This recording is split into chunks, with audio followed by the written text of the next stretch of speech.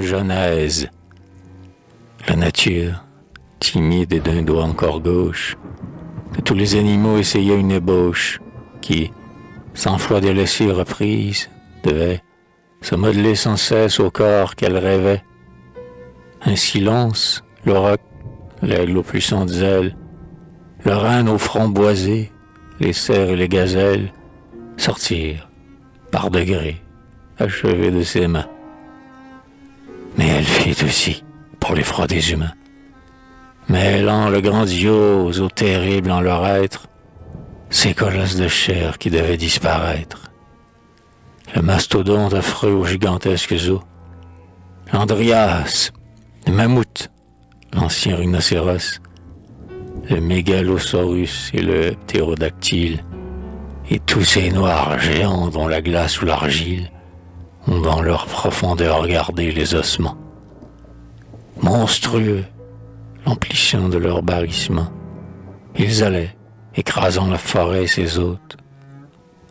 Il n'était point pour eux de montagne trop haute, car leurs grands pieds, plus prompts que les pieds de l'élan, de la base au sommet les portaient d'un élan. Ils allaient, dépeuplant monts, vallons et rivages, et quand ils rencontraient quelques troupeaux sauvages, de chèvres, de béliers, de daims aventureux, comme un vent d'ouragan, ils s'abattaient sur eux, et d'un coup de mâchoire ou de défense ou d'ongle, les couchaient par milliers dans le sable ou la jungle. Ils passaient au milieu des animaux tremblants. Sans bois n'aurait pu s'enrouler sur leurs flancs. Les griffes du lion, les crocs de la panthère s'y rompaient. Ils étaient les maîtres de la terre. Et quand devant eux tout fuyait alarmé, l'homme parut, petit, nu, faible et désarmé. D'où venait-il? Il n'est personne qui le sache. Or, celui qui le fit et dont la main se cache.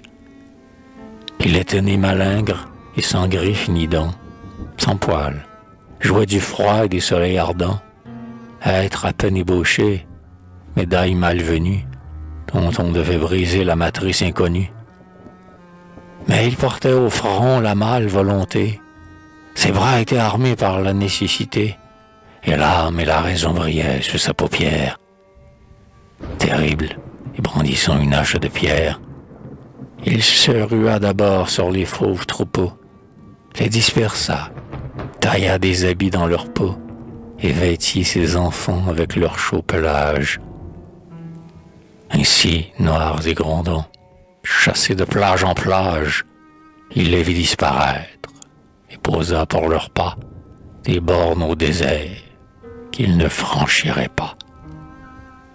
Puis, tous envers les doux, sa colère assouvie, connaissant mieux aussi le besoin de sa vie, pour alléger sa peine et soulager ses maux, il reçut sous son toit les autres animaux. Tous ceux qui, vagabonds, sans gîte et nourris d'herbe, n'avaient jamais encore plié leur col superbe, et qui, soumis depuis d'un labeur journalier, récompensent les soins de l'homme hospitalier.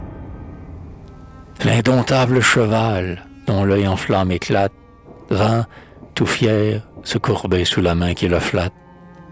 La brebis qui paissait dans le libre gazon offrit avec son lait sa pesante toison.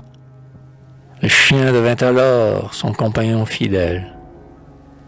Le farouche ramier, la sauvage hirondelle, se rapprocha de l'homme, abandonnant les bois. Et les bœufs mugissant vers tous à la fois, descendant la montagne aux solitudes mornes, sous le joug attendu baissaient leurs grandes cornes, et, guidés par le bras armé de l'aiguillon, promenèrent le soc dans le premier sillon.